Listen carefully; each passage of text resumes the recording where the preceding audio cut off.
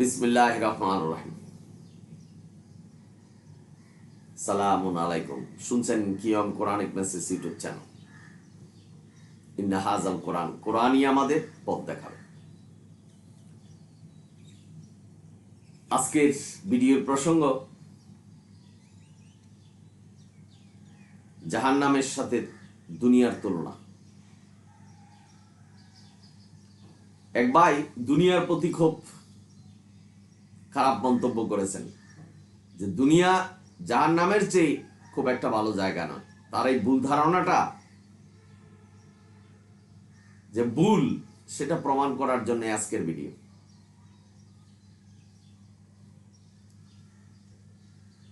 আমি তুলনামূলক কোরআন ভিত্তিক আলোচনা করছি।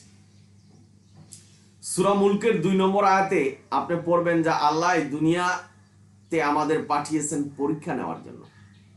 আমরা পরীক্ষা দিচ্ছি, আল্লাহ পরীক্ষা নিচ্ছেন। কখন নিচ্ছেন, কিভাবে নিচ্ছেন, সেটার কিছু অংশ কোরআনে বলেছেন। আল্লাহ পরীক্ষা করছেন আমাদের ধন সম্পদ দিয়ে এবং ধন সম্পদ নিয়ে, অসুস্থ করে। আল্লাহর প্রতি আমরা কতটা কৃতজ্ঞ থাকি, পরীক্ষা নিচ্ছেন সকলের জন্য। একটা উদাহরণ দিচ্ছি ভাই। একটা স্কুলে একটা পরীক্ষা কেন্দ্র, সেখানে বসে এ দেশের বড় বড় বিসিএস ক্যাডার, উচ্চ পদস্থ কর্মচারী, এমনকি প্রধানমন্ত্রী এবং প্রেসিডেন্ট হয়েছেন এই টেবিল এবং টুলে বসে পরীক্ষা দিই। এই টুল টেবিলটার যে কত গুরুত্ব, এটাকে আপনার অনুধাবন করতে হবে। একটু চিন্তা করুন যে এই টুল, এই টেবিলটায় বসে আমি পরীক্ষা দিয়ে আজকে বিসিএস ক্যাডার, ধরুন প্রধানমন্ত্রী, এই টুল টেবিলে বসে পরীক্ষা দিয়েছেন। তার নিকট এই টুল টেবিলের গুরুত্ব অনেক বেশি। আর যারা জীবনে স্কুলেও যায়নি, পরীক্ষাও দেয়নি, তাদের জন্য কিন্তু টুল টেবিল গুরুত্বপূর্ণ নয়। তারা কল্পনা করতে পারবে না যে টুল টেবিলটার গুরুত্ব কিরকম। এখন আপনার যদি এরকম কল্পনা হয় যে দুনিয়াটা জাহান্নাম মনে হয়, সেটা আপনার জন্য।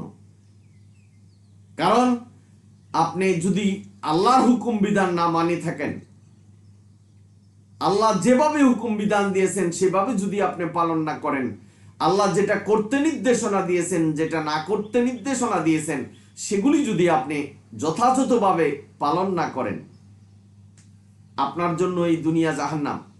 কারণ মৃত্যুর পরে আপনি জাহান্নামে যাবেন, এটাই সত্য।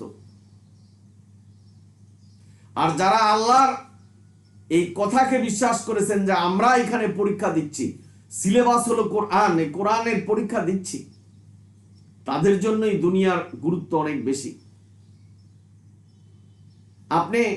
আমি দেশের প্রেসিডেন্টের কথাই বলছি, প্রধানমন্ত্রীর কথা বলছি, তার কাছে গিয়ে জিজ্ঞেস করুন এই যে ছোট্ট একটা স্কুলের কেন্দ্র, টুল টেবিলটার গুরুত্ব কতটা।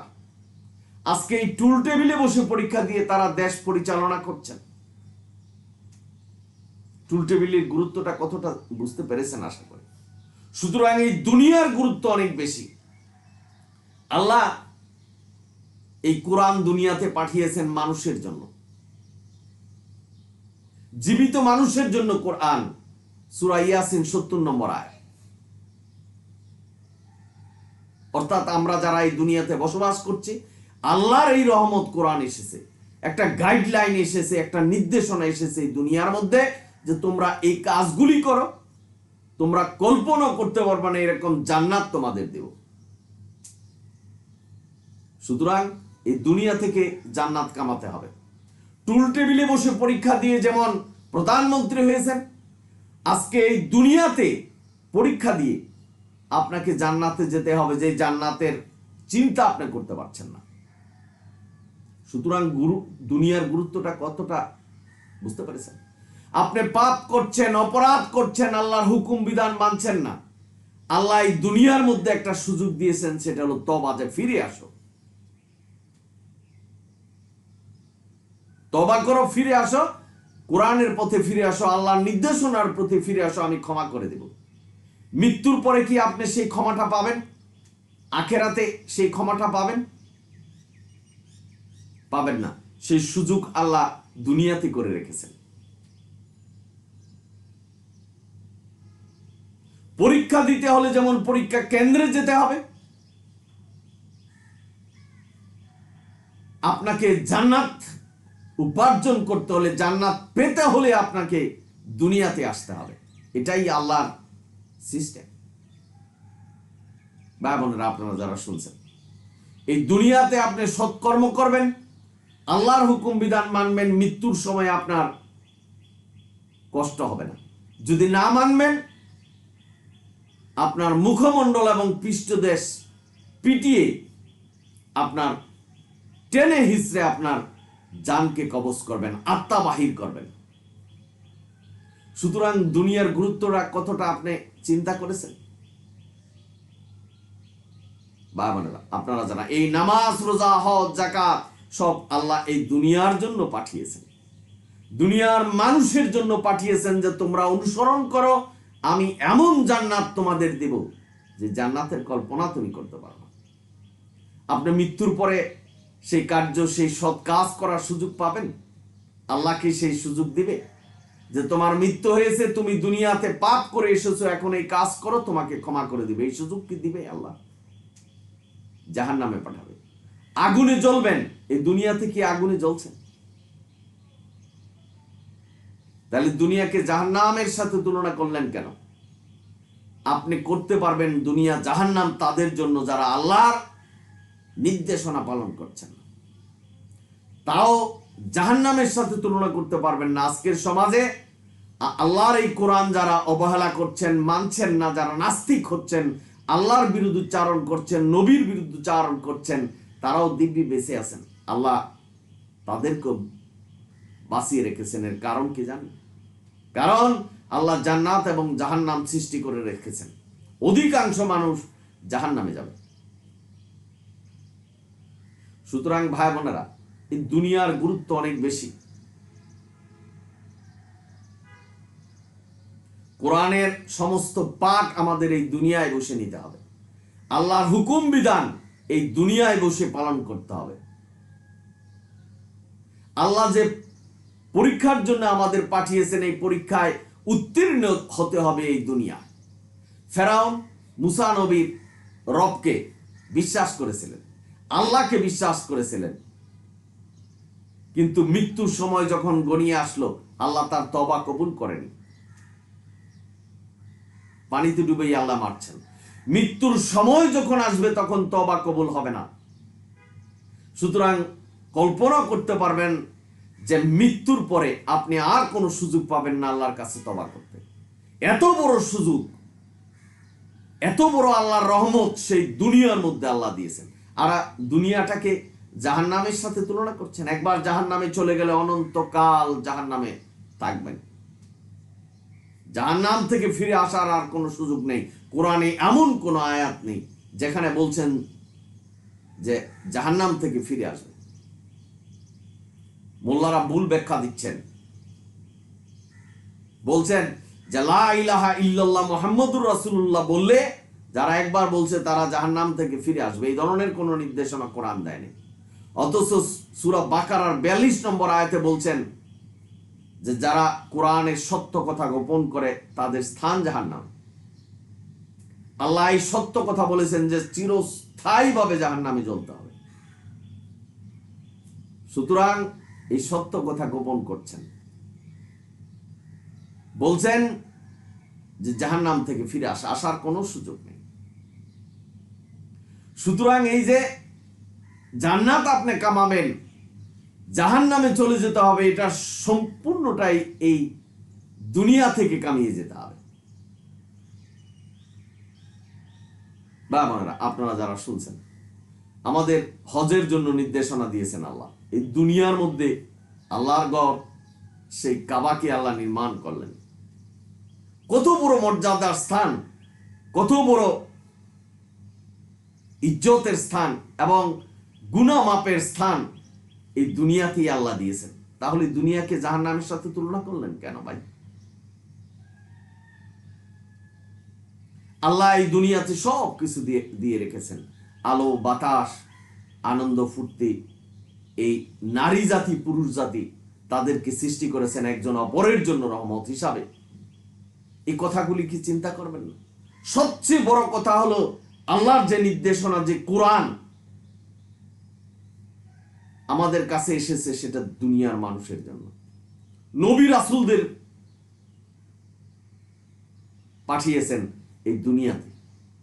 এই নবী রাসূলরা আখিরাতেও আপনাদের জন্য কোনো কাজে আসবে না।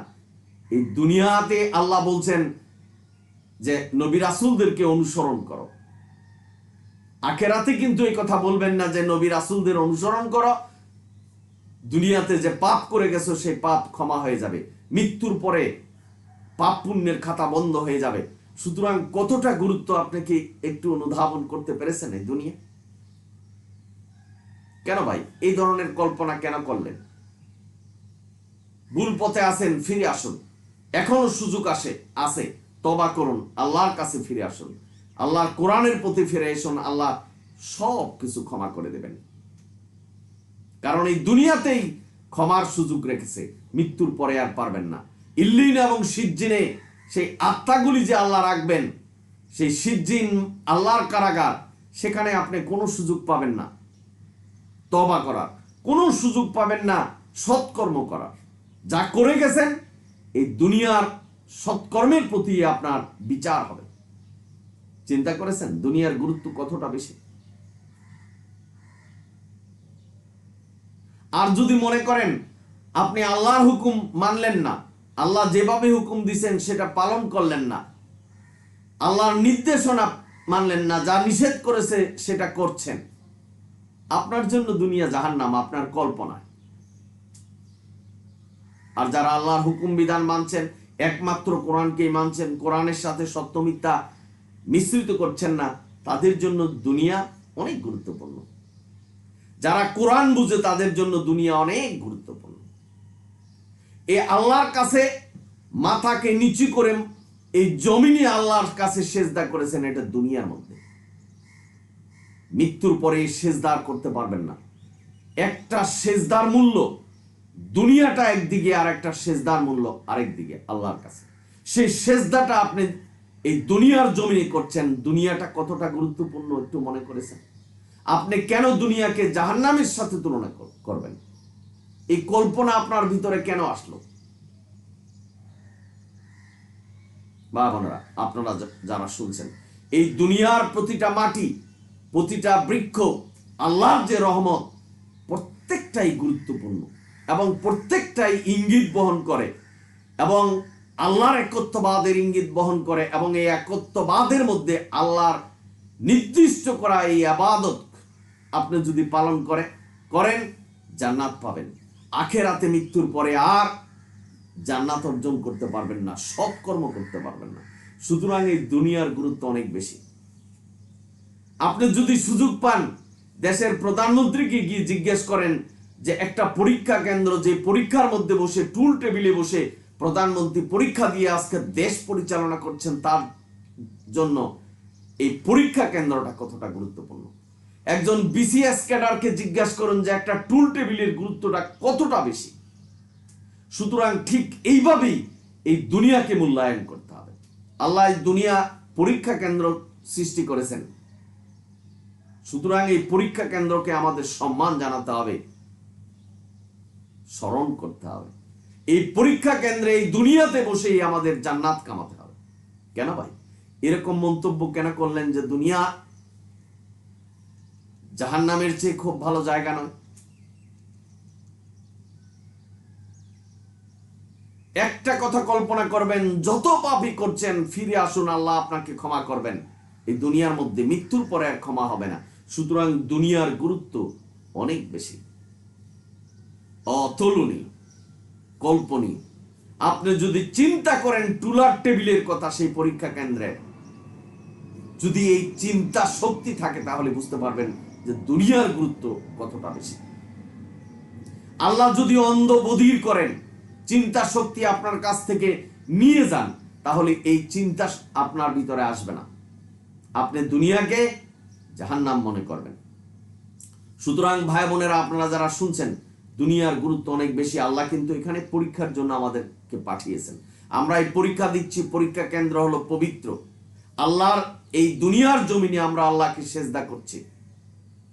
এই সেজদার গুরুত্ব কতটা বেশি কল্পনা করার বা চিন্তা গবেষণা করার ক্ষমতা অনেকের নেই। ব্যাপারেরা, আপনারা সকলেই ভালো থাকুন, সুন্দর থাকুন। দুনিয়া আমাদের জন্য অনেক গুরুত্বপূর্ণ, এই কথাটা মনে রেখে জীবন প্রতিষ্ঠা করো। মৃত্যুর আগ পর্যন্ত কোরআনের হুকুম বিধান মানুন, কোরআনের সাথে অন্য কোনো কিছুকে মিশ্রিত করবেন না। কোরআন আল্লাহর হুকুম বিধান, আল্লাহ বলছেন এই কোরআনই মানার জন্য। সুতরাং আসুন কোরআনকে অনুসরণ করে আমাদের জীবন অতিবাহিত করে। যদি ভিডিও ভালো লাগে সাবস্ক্রাইব এবং শেয়ার করবেন। অনিল হামদুলিল্লাহ রাব্বিল আলামিন। সালামুন আলাইকুম।